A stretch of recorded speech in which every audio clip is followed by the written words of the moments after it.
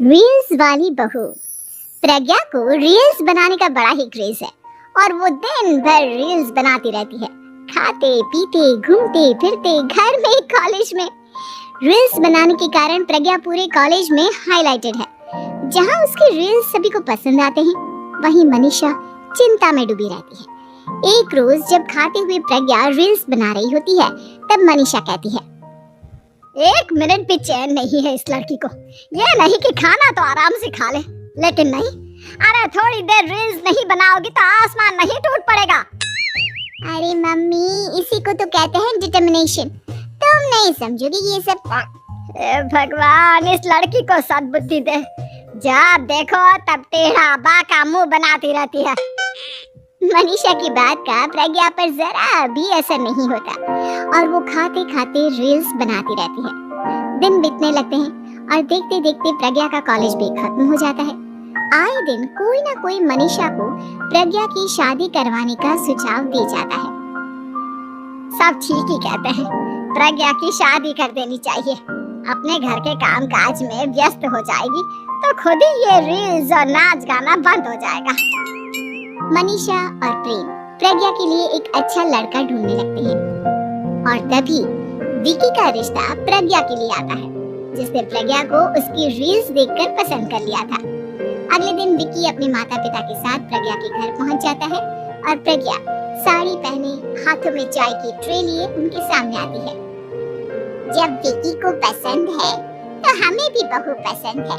बहन जी, आप बारात की तैयारी कीजिए। एक बार लड़का लड़की अकेले में बात कर ले तो अच्छा रहेगा। हाँ हाँ, क्यों नहीं। मनीषा विकी को प्रज्ञा के कमरे में भेजती है, जहाँ प्रज्ञा पहले से ही रील्स बना रही होती है। तभी विकी कहता है, आ गए आपके साजन जी। हमारे साथ ये रील्स कंप्लीट करती तो और भी अच्छा रहता। अच्छा जी, अब आ ही गए हैं तो बना ही लेती हूँ आपके साथ। दोनों मिलकर रील्स बनाते हैं। जब वी मीट और तुरंत पोस्ट भी कर देते हैं। फिर विकी कहता है, जब आप साड़ी में चाय लेकर आई तब मुझे लगा कि कहीं मैं गलत घर में तो नहीं आ गया। अब सही है। दोनों की शादी पक्की हो जाती है और शादी के दिन भी प्रज्ञा रील्स बनाने से चूकती नहीं। यहाँ तक कि बारात के समय भी नाचते हुए रील्स बनाती है। सभी लोग प्रज्ञा की तारीफ के पुल बांध देते हैं और प्रज्ञा नाचती गाती अपने ससुराल चली जाती है। सब कुछ अच्छा चल रहा होता है। प्रज्ञा यहाँ भी दिन भर हर चीज की रील्स बनाती रहती है। लेकिन कुछ दिनों के बाद जब सुनीता कहती है, बहू, ये रील्स के साथ साथ कुछ काम भी कर लिया करो। वैसे तुझे और क्या क्या बनाना आता है? मम्मी जी, वैसे तो सब कहते हैं कि मैं सब कुछ अच्छा बनाती हूँ, लेकिन मुझे लगता है कि मैं मैगी अच्छा बना लेती हूँ। हाँ, कॉफी भी अच्छा बना लेती हूँ और मुंह तो सबसे अच्छा बना लेती हूँ। हैं? अच्छा अच्छा। सुनीता अपना माथा पकड़ लेती है और कहती है, बहू, कुछ खाना बनाना भी सीख लेती। मम्मी जी, मैं लंबी प्लानिंग कर रही हूँ। जल्दी ही मैं इतनी फेमस हो जाऊंगी कि मुझे पैसे मिलने लगेंगे। हम दोनों सास बहू राज करेंगे, राज ना कर काम करेंगी और लोगों की तो लाइन लगेगी हमसे मिलने के लिए। तेरा दिमाग खराब हो गया है क्या बहू? हंसी मजाक तक ठीक है, लेकिन इस तरह घर नहीं चलते। जितना जल्दी हो इस घर के तौर तरीकों को सीख लो। प्रज्ञा मुंह घुमाकर चली जाती है और तुरंत उसी वक्त एक रील बनाती है।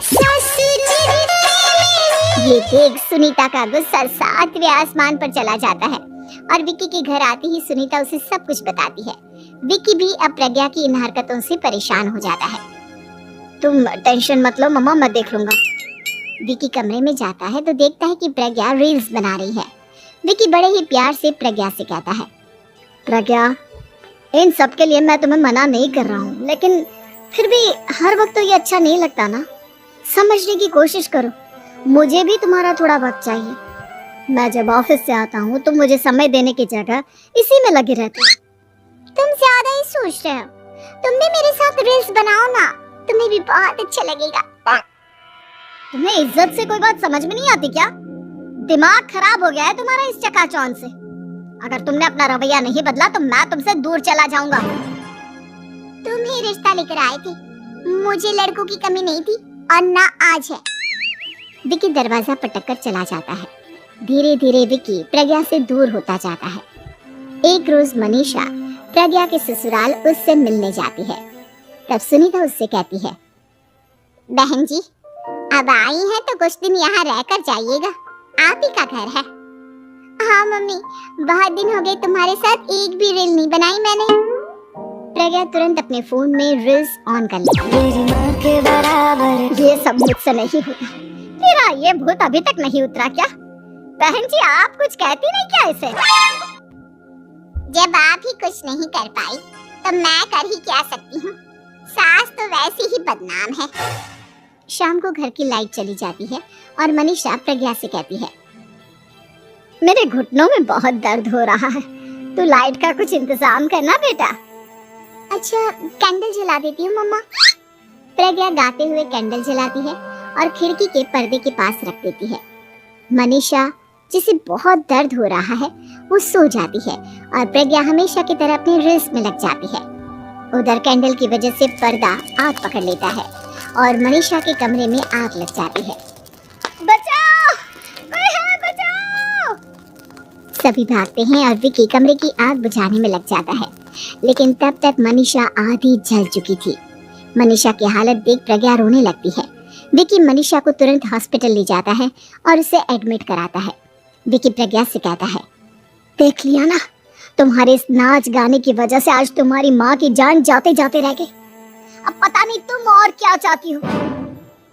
उधर डॉक्टर कहते हैं, इनकी हालत बहुत नाजुक है, आधे से ज्यादा जल चुकी है।